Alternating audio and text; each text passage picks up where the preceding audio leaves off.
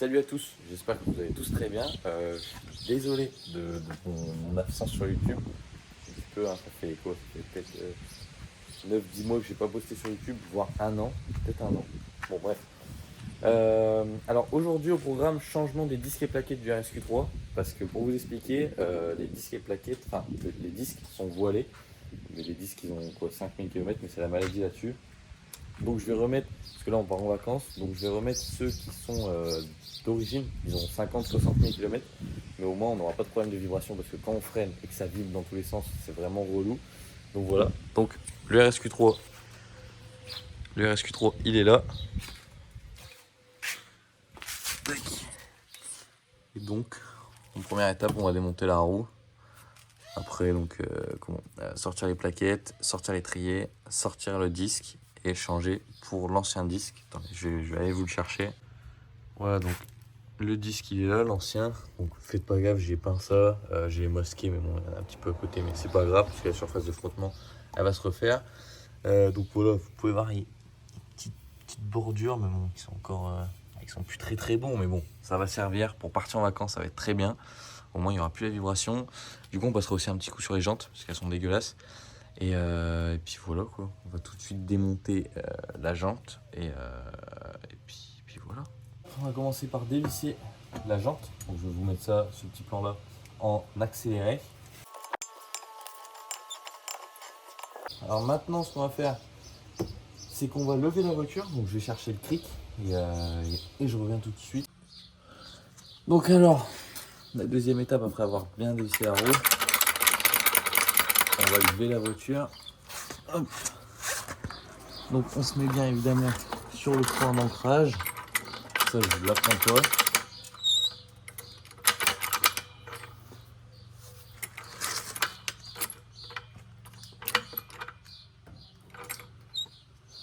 Tac. On est bien droit.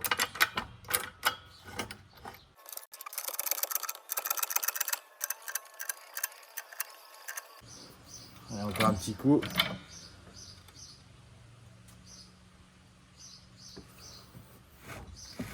Voilà.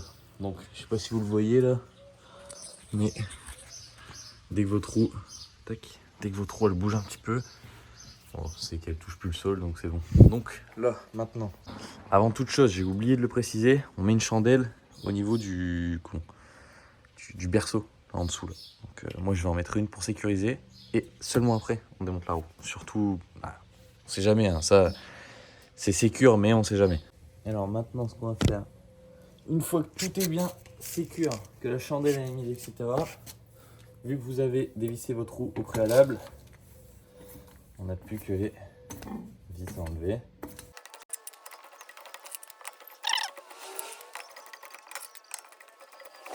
Alors une fois que tout est enlevé, voilà, il n'y a rien de plus simple, hein, vous tirez, tac. Hop, je vais aller la mettre dehors parce que tout à l'heure je vais passer un petit peu dessus. Ça je vous le conseille vivement. Pour vous démonter votre jante, profitez-en pour bien nettoyer l'intérieur et l'extérieur. Alors ensuite, donc moi, tac. Moi j'ai des cales, donc hop, enlever les cales de 15 mm. D'ailleurs si jamais vous voulez, si celui qui écoute ça il a un RSQ3 8U, le fit parfait c'est 15 mm, donc 1,5 cm devant et 2 cm derrière. Voilà. Donc ensuite, la prochaine étape. Donc vous allez prendre, ouais, je vais aller chercher mon chasse-goupille. Donc pour taper là-dessus, pour faire sortir les goupilles par derrière et pour enlever les supports de plaquettes là en ferraille. Donc maintenant, ce qu'on va prendre, on va prendre le chasse-goupille. Hop. On va venir taper là-dessus en faisant attention à ne pas taper sur l'étrier. Pas comme là quoi.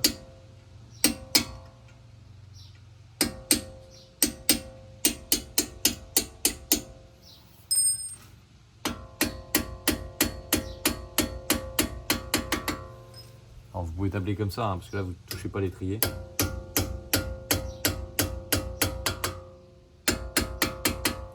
Hop, ensuite, donc on vient retaper comme ceci avec le chasse-goupille. Dès que vous pouvez plus aller plus loin, vous prenez l'autre côté du coup du chasse-goupille.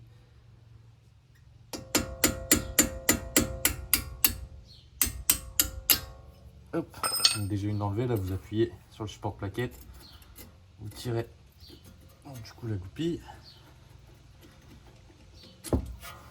Hop, voilà, juste ici. Et le support plaquette. Ensuite on va faire pareil en bas.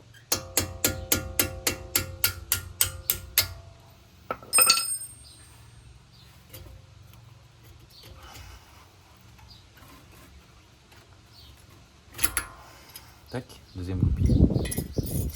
Hop, ça au-dessus, ça en dessous, pour bien tout remettre au bon endroit. Maintenant, ce qu'on va faire, donc c'est tout simple. Vous appuyez pour repousser les pistons. Hop. Ensuite, vous sortez des plaquettes. Donc évidemment, les plaquettes sont encore neuves, hein, donc je vais remettre ceux-là, je vais juste les poncer un petit peu. Parce que j'ai peur qu'elles aient pris le voile, bon bref. Hop, on fait pareil. De l'autre côté.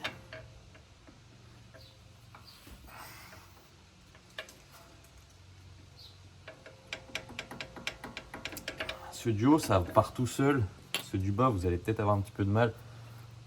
Donc vous prenez une pince. Ils sont un petit peu plus chiants à sortir. La disposition dans laquelle ils sont mis, un petit peu plus relou. Bon, je vais chercher une pince et je reviens tout de suite. Donc du coup voilà, une fois que j'ai ma pince et qu'on a bien repoussé le piston, on va bien choper la plaquette.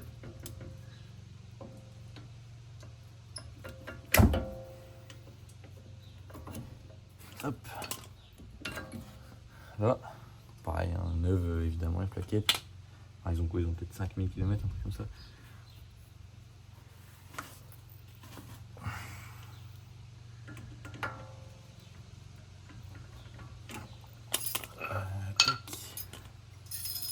Je repousser un peu.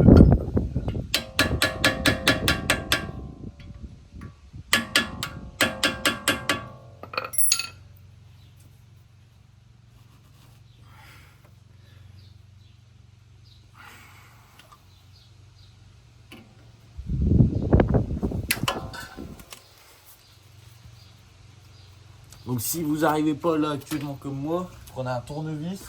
Pour moi là j'ai que du torque sous la main, donc ça va le faire avec du torque, mais hop, essaye de passer, on pousse.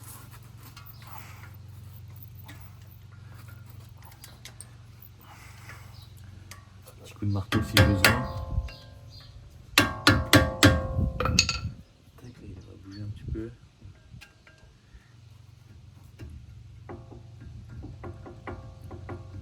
Voilà, nickel. Maintenant on se remunit de la pince.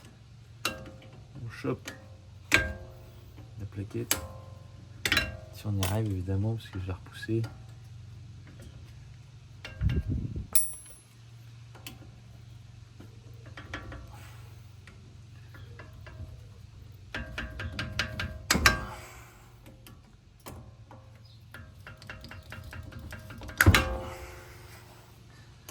Coller sur le piston. Elle est relou celle-ci. Hein. Allez hop. Allez enlever. Pareil évidemment comme les autres. Allez nickel. Alors maintenant, une fois que ça a été enlevé, on va repousser les pistons. Donc là c'est du 8 pistons, donc il y en a des pistons à repousser.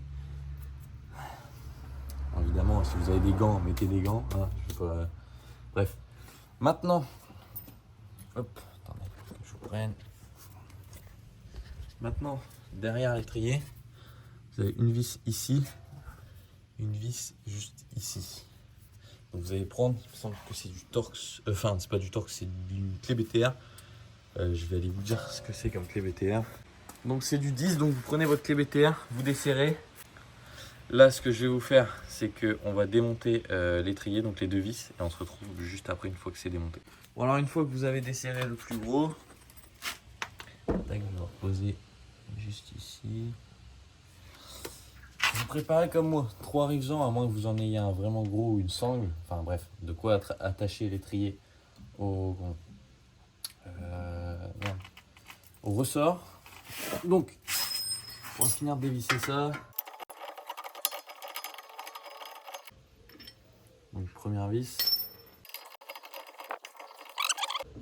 C'est un étrier assez gros. Donc, Faites attention à ne pas le lâcher pour pas qu'il tombe parce qu'il y a le flexible de liquide de frein derrière. Donc, une fois que c'est ça, hop, vous le sortez tranquillement. S'il veut bien, voilà. Tac. Et maintenant, on va venir. Oh, où est-ce que j'ai mis les trucs? Ils sont là. Hop, on va venir passer ça là-dedans. Tac. Hop. Passer au niveau du ressort. Et là, on va l'accrocher. Hop. Donc là, après, on peut le laisser pendant comme ceci derrière.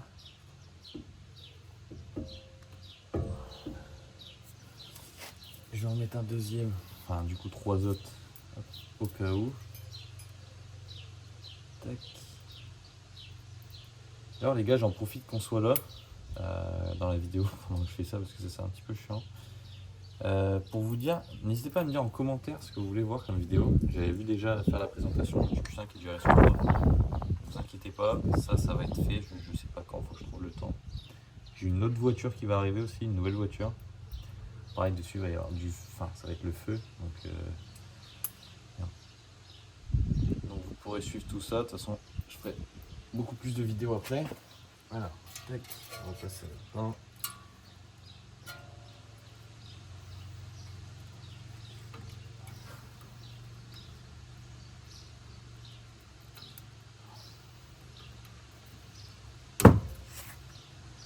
J'ai cassé le bout de mon révisant, mais bon, c'est pas grave.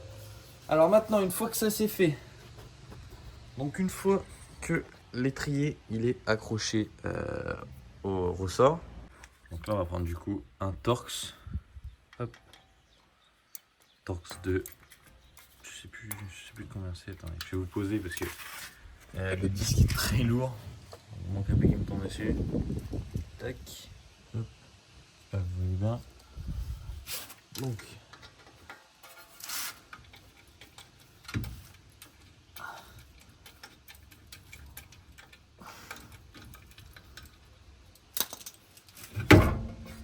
hop là. Donc vous n'oubliez pas hein, évidemment de récupérer la petite vis qui tient le disque. Et voilà, le disque est sorti. Je sais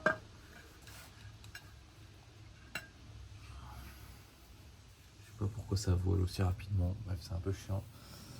Alors maintenant ce qu'on va faire c'est qu'on va prendre la brosse métallique et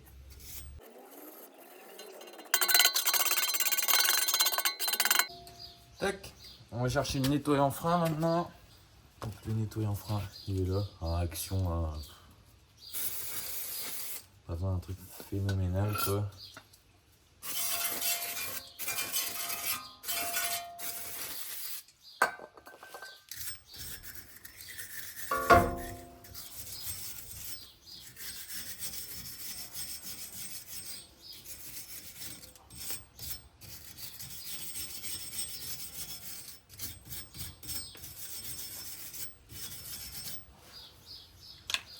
Hop, je vais chercher de quoi essuyer.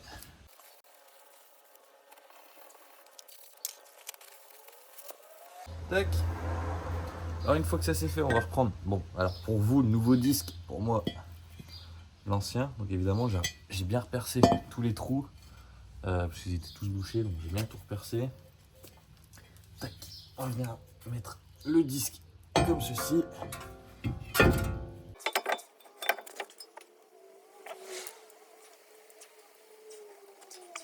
Voilà, là on est bon. Maintenant, on va remettre l'étrier en place.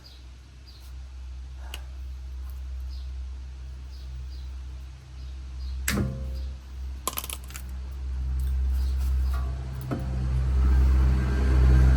vous inquiétez pas, je vais nettoyer l'étrier après. Hein. Pas d'inquiétude là-dessus. On va reprendre. Ah, elles sont les vis. Moi, ce qu'il faut savoir, les gars, c'est que je perds tout le temps tout. Mais alors, quand je vous dis tout, c'est vraiment genre tout. Tac.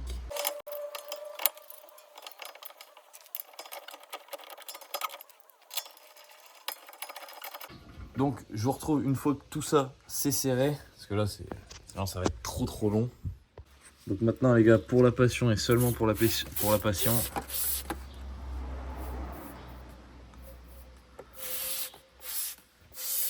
ça c'est vraiment quelque chose de passionné uniquement. Si vous n'êtes pas passionné, vous pouvez pas faire ça.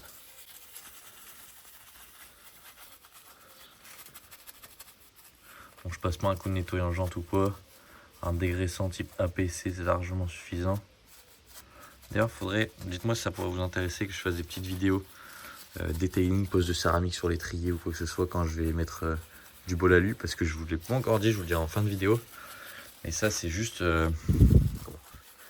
passager là de remettre les anciens disques, hein, parce qu'ils sont vraiment assez usés quoi. Bon alors voilà, une fois que tout ça c'est nettoyé, hop, voilà, vous pouvez voir ce magnifique temps en mois de juillet, il pleut. Voilà, à l'heure où je tourne la vidéo, on est le 4 juillet. Donc maintenant ce qu'on va faire, c'est qu'on va poncer un petit peu toutes les plaquettes. Hop, hop et hop, on va les poncer un petit peu pour pas, parce que je sais pas s'ils ont pris le voile ou pas de l'ancien disque et je sais pas quel disque était voilé.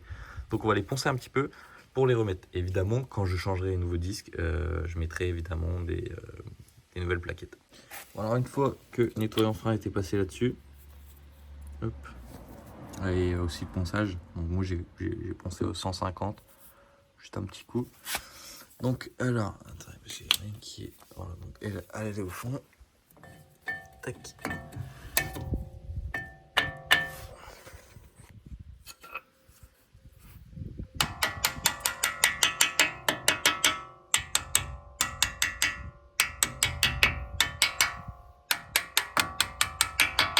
Hop. Tac.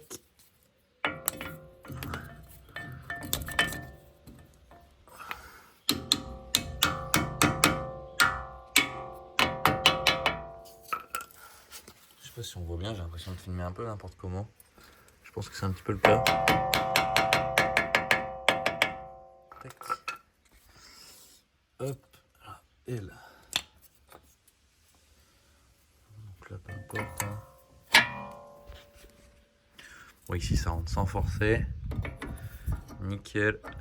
Je vais peut-être parler un peu trop vite. Non, voilà. Hop, nickel.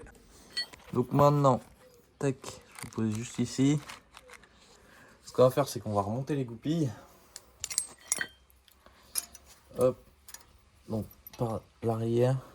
Tac. Pousser tout en appuyant sur le support. Ensuite, il faut bien viser. Bam. On vient taper derrière.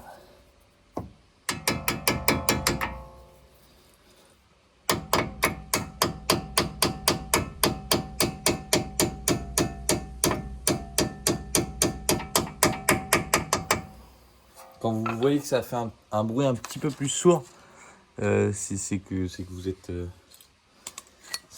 au bout, donc ça sert à rien de forcer plus. Hop. Ici, pareil.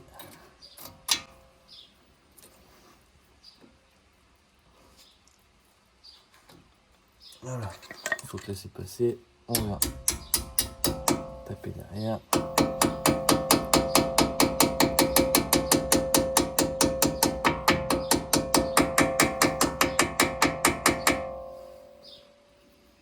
Tac et tac. Donc voilà. Disque et plaquette, c'est remonté. Maintenant, j'ai plus qu'à remettre ma petite cale. Je vais la nettoyer en même temps que la jante. Et puis voilà. Après, on remonte tout ça. Du coup, je vous ai filmé vite fait le remontage. Je ne vais pas vous filmer le remontage de la roue. On se retrouve tout de suite pour la fin. Et du coup, le débrief. Bon, alors ça y est, c'est bien remonté. Maintenant, on va passer sur un petit essai routier.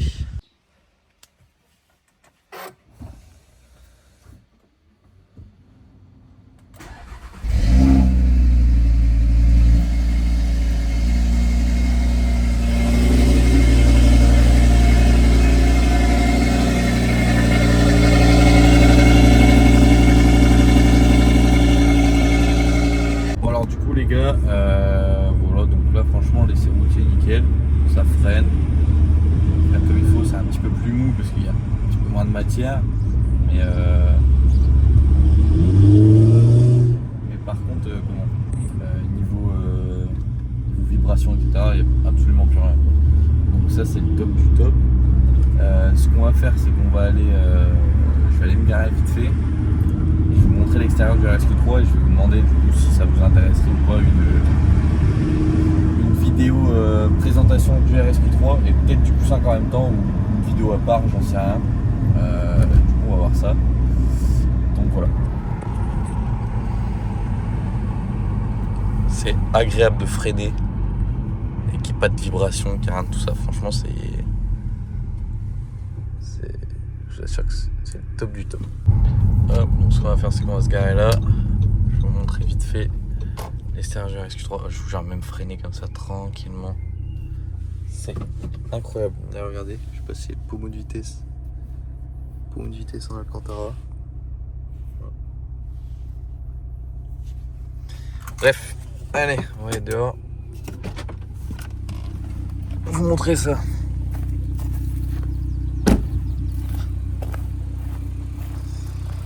Donc voilà, du coup dites-moi si ça vous intéresserait ou pas une petite vidéo sur lui. Et voilà, vous me dites une vidéo présentation parce qu'il y a pas mal de trucs qui ont été faits dessus. Bon, je vais pas trop en dire là parce que sinon ça servirait à rien de faire une vidéo. Mais bon, voilà. Dites-moi ce que vous en pensez de la config en commentaire et dites-moi aussi si vous voulez une petite vidéo du coup présentation. Bon du coup les gars, dites-moi si la vidéo vous a plu. N'hésitez pas à me le dire du coup dans l'espace commentaire, à vous abonner. Je mettrai mon Insta et mon Snap. Je suis énormément actif sur Snap, sur tout ce qui est modification, etc. Tout se passe sur Snap. Donc n'hésitez pas à m'ajouter sur Snap, je le mettrai juste en bas de l'écran. Et du coup mon Insta aussi, je suis un petit peu moins actif, mais quand même on pose des photos, des vidéos, etc. de temps en temps. Donc voilà, n'hésitez pas, si vous avez les moindres questions, etc. N'hésitez pas à venir du coup, dans les commentaires. Allez, salut les gars, et n'hésitez pas à vous abonner aussi sur YouTube et à lâcher un petit pouce bleu, comme ils disent les influenceurs. Bon allez, bisous les gars, et à bientôt.